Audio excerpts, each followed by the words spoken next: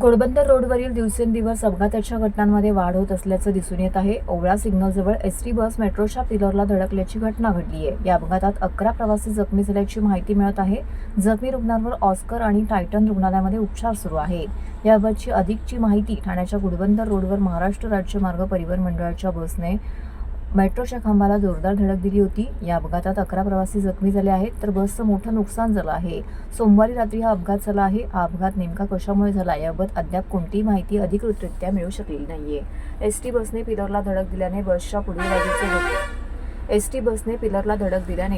पुढील बाजूचं नुकसान झालं आहे. या दुर्घटनेतील जखमींवरती ऑस्कर आणि टायटन रुग्णालयामध्ये उपचार सुरू आहेत.